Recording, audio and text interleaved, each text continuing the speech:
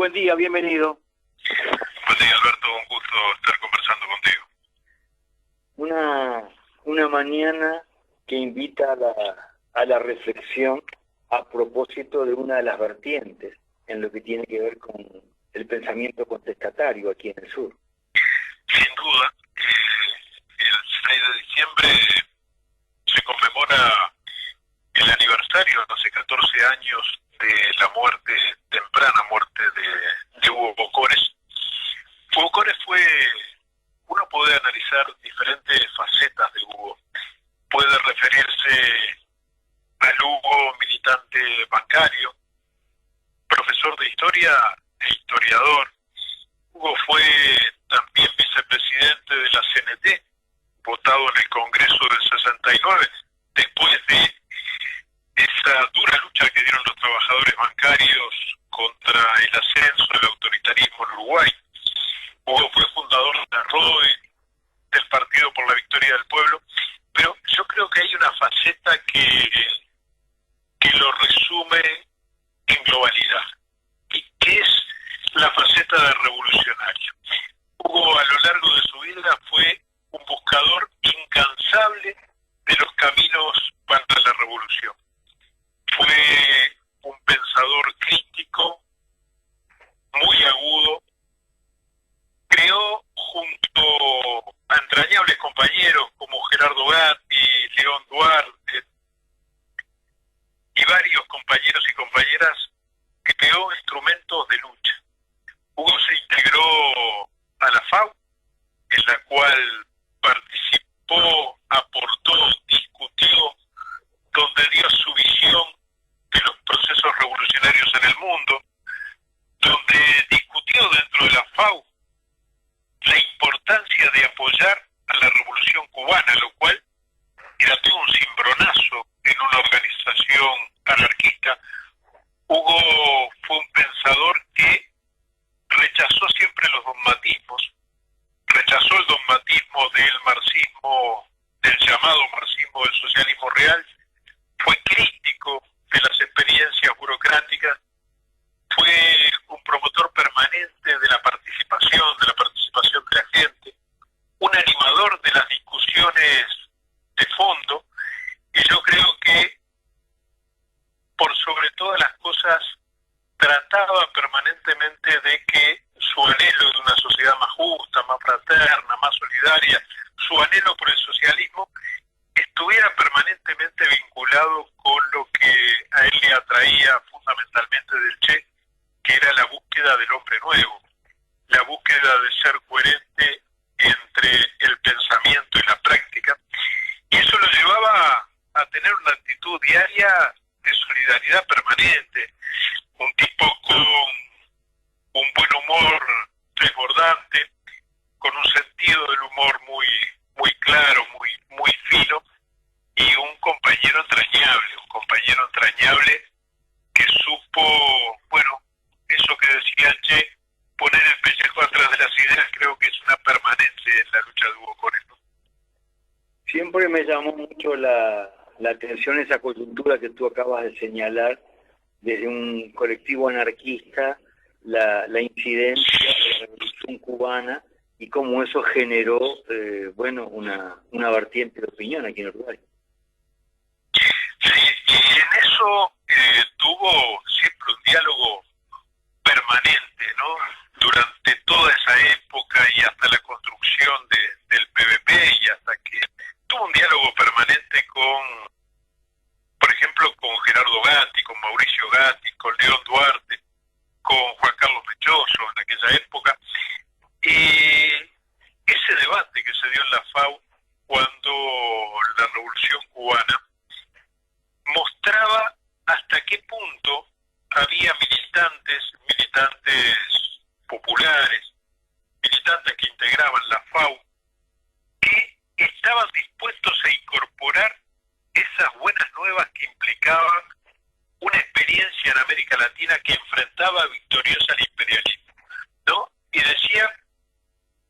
que había que rodearlo, esa experiencia, con una actitud crítica, criticando los desbordes que pudiera tener, pero que era algo que era absolutamente bueno para Latinoamérica y para el mundo. Hugo, que no era clásicamente un anarquista, Hugo siempre tuvo una vertiente marxista que fue desarrollando y demás, pero en el caso de Gerardo, en el caso de León Duarte,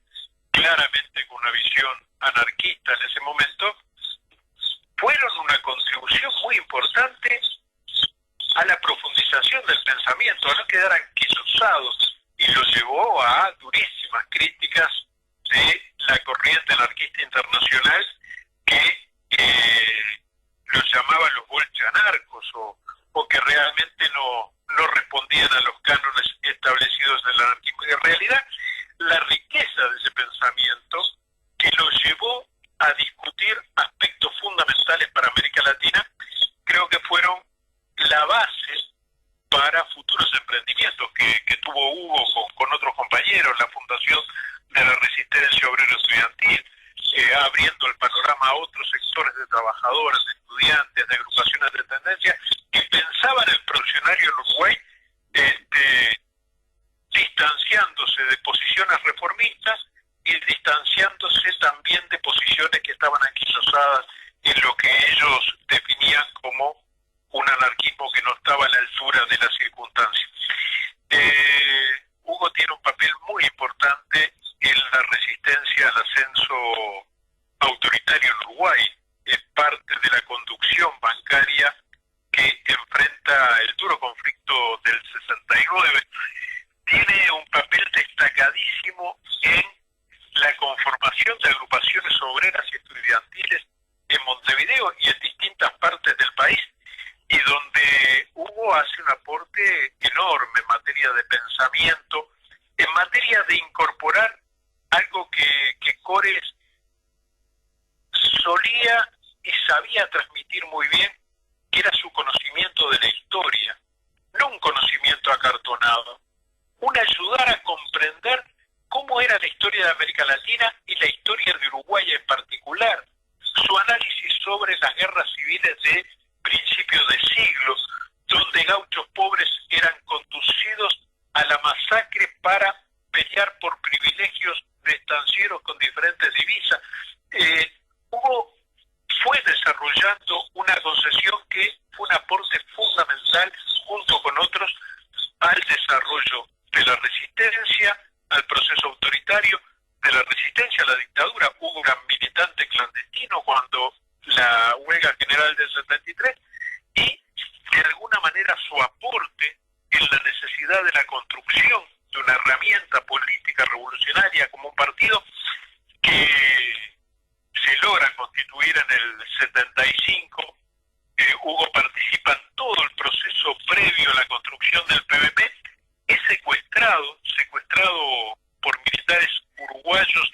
y argentinos, con participación de la AAA y también de militares uruguayos, y bueno, cae preso antes del Congreso Constitutivo, de la parte final del Congreso Constitutivo del PVP. Por tanto, ese proceso en el cual lo secuestran para matarlo, claramente, pero la presión internacional, la solidaridad, el trabajo de denuncia, el papel de la CGT francesa, el papel de organismos internacionales, obligan al gobierno argentino a presionar para la aparición de Hugo Cores. Se lo blanquea, se lo manda a una cárcel en Córdoba, y después la presión internacional logra que sea expulsado a Francia. Por eso que Hugo no desaparece como desaparecen las dos primeras direcciones del PVP. Hugo está en Europa cuando todo ese proceso de represión, de durísima represión contra el PVP en Argentina, en Uruguay, y sufre el dolor de la desaparición de los compañeros y compañeras, de los hijos de los compañeros y compañeras, y Hugo se constituirá en un factor fundamental en la reorganización del PVP después del 76, con un puñado de compañeros y compañeras que logran escapar del cerco criminal encabeza una discusión en Europa, en Francia concretamente, para analizar el sentido de la derrota, para analizar que no solo era la fortaleza del enemigo, sino nuestros propios errores. En una visión autocrítica que yo creo que le hace bien tenerla presente al conjunto de la izquierda, una autocrítica muy dura. Yo creo que nadie ha sido tan duro con nosotros como nosotros mismos en esa autocrítica del 77, una autocrítica que no era para lamerse las heridas únicamente, que era necesario, había mucho dolor, sino para organizar la vuelta a la región. Hugo en el 78 ya estaba en Brasil, en plena dictadura latinoamericana. Hugo vuelve a la región y trata de establecer en Brasil una base de lucha contra la dictadura uruguaya, que elabora denuncias, que elabora el periódico Compañero, que logra enfrentar a la represión de la dictadura uruguaya cuando en una operación definida por la dictadura uruguaya como Zapatos Rotos, se intenta secuestrar a Hugo, terminan secuestrando a Lilian Celiberti y Universindo Rodríguez, y Hugo desarma una ratonera a los represores uruguayos, a Ferro y los represores uruguayos, conectados con periodistas brasileños, logran ubicar el lugar donde estaban secuestrados Lilian y Universindo, que era la casa de Lilian, y difundir en Brasil, en la región y al mundo que había una operación coordinada entre las dictaduras del Cono Sur, ¿no? Eso lo logra Hugo en el 77, pero hay una parte que omití y que ayer un entrañable compañero, Jorge Cafaro, me decía: no te olvides del papel fundamental de Hugo en la creación del Secretariado Internacional de Juristas por Amnistía en Uruguay, el CIJAU, ¿no? Que Hugo, con una visión muy clara de por dónde pasaba la lucha contra la dictadura en Uruguay, decide impulsar junto a abogados de fuste como Joanet el francés, que después será relator de la ONU, como Dupuy argentino, y otros muy claros abogados del mundo, logra generar el CIJAU, que analiza y denuncia la dictadura uruguaya y de la región en el mundo, en contraposición con otras concesiones en Uruguay que decían: no, el tema de la amnistía es pedir perdón, y Hugo lo impulsa con mucha fuerza, y eso tiene un valor fundamental en la denuncia de la dictadura uruguaya. Allí en el mundo lo denuncia, están en foros donde participa Erro, donde participa Wilson Ferreira, donde participan diferentes actores. Quería hacer referencia a eso también. Y el papel jugado por Hugo en Brasil es fundamental, lo cual aprovecho para saludar a alguien que está escuchando esta charla, que es el fundador del Movimiento de Justicia y Derechos Humanos en Brasil, Jair Kirchner, entrañable amigo de Hugo, y con el cual compartieron muchas luchas por los derechos humanos, muchas denuncias. O sea, la vida de Hugo fue una vida ajetreada, de lucha, con logros y con muchas derrotas, de las cuales siempre se hizo cargo y salió a dar la cara y salió a reorganizar algo que era fundamental en su vida, que es cómo contribuir al proceso revolucionario. Ya que mandas un saludo para Brasil, me quedé con esa acción que acabas de contar, Zapatos Rotos, que tiene que ver con los lectores, instrumentando lo que fue después el procesamiento de los militares brasileños que participaron de esa operación, de ese secuestro. Y siempre recuerdo allí la esquina de Boulevard y Boulevard, esperando la liberación del general Liber Sereño, y Universindo Rodríguez mostrándome a la hora prófugo en España, el capitán Ferro, que había instalado una venta trucha de macetitas con plantas y estaba haciendo enjuiciamiento de la gente en esa esquina, la impunidad que se mantiene, y algunos hechos como este que tú acabas de señalar, que me parece tenemos que profundizarlos en el relato. Sin duda, bueno, esa consecuencia de Hugo y que tuvo siempre el PVP, el en la denuncia del terrorismo de Estado y sus consecuencias fue lo que lleva a quienes en pleno periodo democrático post-dictadura seguían reivindicando el terrorismo de Estado, Ferro y unos cuantos secuaces más, algunos de los cuales llegaron a lugares muy importantes en las Fuerzas Armadas, porque en la medida que no hubo verdad y justicia, no hubo depuración de las Fuerzas Armadas, siguieron ascendiendo. Y bueno, y en el año 91 hubo víctimas de 2 atentados, la voladura de su viejo Volkswagen, de Escarabajo, que sus restos aparecieron a 2 cuadras después de esa impresionante explosión, y el baleamiento de su casa, tratando de, bueno, después tuvimos documentos que demuestran que en realidad estuvo discutida, analizada y a punto de ser ejecutado el asesinato de Hugo Cores en plena democracia, lo cual muestra hasta qué punto la coherencia, el estar siempre presente, el estar siempre analizando la mejor forma de enfrentar el terrorismo de Estado, la mejor forma de construir alternativas populares en nuestro país, era algo que molestó permanentemente a la derecha de este país y fundamentalmente la derecha vinculada al terrorismo de Estado. Hugo tuvo un papel fundamental también en la reconstrucción democrática, en la reconstrucción de las fuerzas populares. Yo recuerdo que en el 83 Hugo llega a Buenos Aires con su compañera y su hija, y allí es un factor fundamental del fortalecimiento y reorganización del PVP, de los compañeros que estábamos en Argentina, y de alguna manera lo que es su contacto permanente con los compañeros y compañeras de Uruguay. Hugo ingresa clandestinamente a Uruguay a fines del 83, donde realiza varios contactos políticos. Generaba en el acuerdo, la discrepancia con compañeros y compañeras de otros sectores, generaba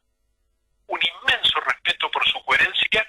y porque además él también tenía un inmenso respeto por todos los que luchaban, más allá de que era un duro polemista, más allá de que en sus prédicas y en sus escritos polemiza con concesiones que entiende que son negativas para el desarrollo del campo popular, era un tipo de una gran afabilidad, fraternidad, con el cual se podía discutir, discrepar,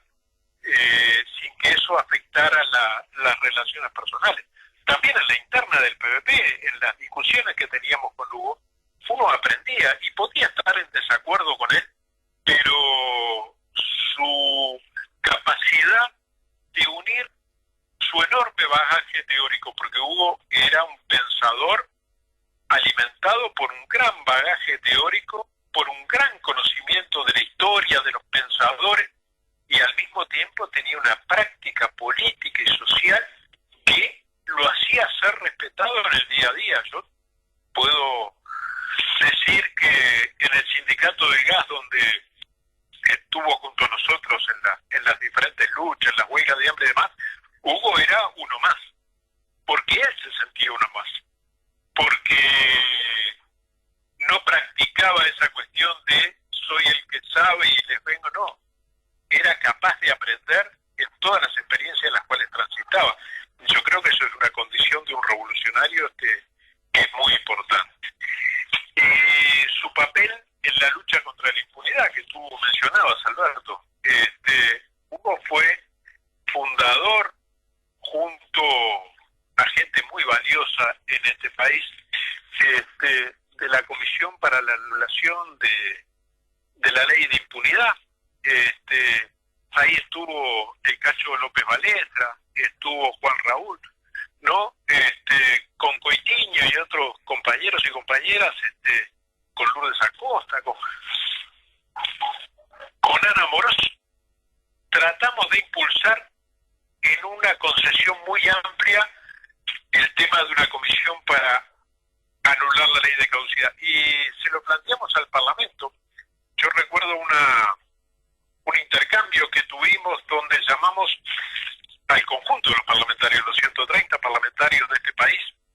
a mediados del 2006, para charlar sobre la anulación parlamentaria de la ley de caducidad. Y a ese encuentro de 130 parlamentarios participaron 5, lo cual nos miramos con Hugo y Hugo dijo, parece negro que por acá no va la cosa. Como siempre va a haber que recurrir a la gente. Y bueno, y de alguna manera esa convicción, eso fue a mediados del 2006, Hugo muere en diciembre, el 6 de diciembre del 2006, pero de alguna manera deja plantada esa semilla que después otras compañeras y compañeros retomarán, que tuvo un largo recorrido donde enfrentamos contra viento y marea el desconocimiento de los medios de comunicación, la labor permanente de cerco, de aislamiento que se le hizo a esta lucha, que empezando prácticamente con muy poco apoyo político, fortalecido el apoyo de los trabajadores, de los cooperativistas, de los estudiantes, jubilados, fue ganando apoyo también dentro del Frente Amplio y dentro de votantes de los partidos tradicionales. Y esa experiencia que nos llegó a la anulación de la ley, porque nos faltaron 30.000 votos, habíamos empezado de la nada, se peleó contra todo ese aparato de construcción de impunidad y bueno, constituyó, a pesar de no llegar a la cantidad de votos necesarios, un salto en calidad muy importante en la incorporación de jóvenes de este país a la lucha contra la impunidad. Y yo creo que sobre eso Hugo tuvo una visión clara cuando dijo, negro, creo que por acá no va la cosa. Cuando los parlamentarios no acudieron, me parece que ese recurrir permanentemente a la participación de la gente, a la movilización popular, al organizar a los de abajo, yo creo que es una seña de identidad de Hugo, que fue un analista permanente de la política del día a día, de la táctica política, de cómo generar procesos de movilización y organización en el día a día. Y eso lo hacía desde una solvencia teórica y política muy fuerte, porque en realidad Hugo tenía una formación desde el punto de vista teórico y político, académica y demás, muy importantes, pero que la había cotejado en la práctica. No fue un intelectual de escritorio que pensaba lo que otros tenían que hacer. No, ponía en práctica. Una vez que desarrollaba los consensos y los acuerdos necesarios, los ponía en práctica haciendo eso, ¿no? Poniendo permanentemente el pellejo detrás de las ideas y además dejando en el día a día una impronta en la gente que participaba junto a él, una impronta de la importancia que tiene ser un revolucionario cabal, integral, del que intenta practicar con aciertos y errores, como todo el mundo, pero que intenta aplicar eso de lo que deberían ser las relaciones humanas en una sociedad socialista, intenta aplicarla en el día a día, en el que es un igual entre todos los que están más allá de que naturalmente descollaba con sus análisis, con sus posiciones, con su claridad para orientar, pero que lo hacía desde la convicción de que era parte de esa participación popular y nunca se puso por encima de ella. Me quedé pensando en los 2 atentados que acabas de señalar, que no todos tienen por qué recordarlos ni conocerlos, pasaron en plena democrática, cuando volaron el auto de Hugo Correa, cuando balearon su casa. Le pregunto a Luis Puig, en torno a esos 2 atentados, en torno también aquellos micrófonos que habían puesto en la sede central de la fuerza política, el PDP, allí en la calle Sierra. ¿Apareció algún responsable? No solo se enmarca dentro de la impunidad reinante en nuestro país, más allá de algunos avances que han habido en los gobiernos del Frente Amplio, avances innegables, pero sin duda que la construcción de la impunidad, esa impunidad que hace que sigan hoy estancadas las causas judiciales y demás, echaron siempre un manto de silencio sobre esas responsabilidades. Algunas situaciones pudimos conocerlas mejor cuando denunciamos en el Parlamento y creamos la comisión sobre espionaje en democracia. Cómo logramos conocer a través de esa enorme cantidad de documentos de qué manera sistemática siguió operando el espionaje en democracia, de qué manera los organismos coercitivos del Estado, desde la estructura superior del Ejército, se daban órdenes para espiar a las organizaciones sociales, para hostigar a los organismos de derechos humanos y para preparar mecanismos que permitieran operar aún en democracia. Creo que en esa comisión, cuando estudiamos esa situación, pudimos ver de qué manera operaban, siguieron operando, con la anuencia de mandos políticos, siguieron operando los servicios de inteligencia que estaban directamente vinculados a esos dos atentados y seguramente a ese micrófono que se encontró en el techo del local del PVP en Sierra y Madrid hace unos cuantos años. Hubo también, significa claramente una prédica y una práctica permanente de ser consecuentes en la lucha por verdad y justicia como un aspecto fundamental de la democracia. En el cierre de esta charla, en el cierre de esto que terminó siendo una semblanza de alguien que trasciende su figura y tiene que ver con una versión del pensamiento político aquí en el lugar, le pido a Luis Puig que en pocas palabras encuadre este momento histórico. Bueno, yo creo que esa convicción de lucha que se expresaba día a día en Hugo está vinculada a varias facetas: al análisis de la realidad, a utilizar las herramientas teóricas necesarias y al mismo tiempo todo eso en el marco de una profunda voluntad política de transformación. O sea, Hugo encarnaba esa profunda voluntad política del hacer, el hacer razonando, el hacer sabiendo, el hacer conociendo la realidad. Hugo decía que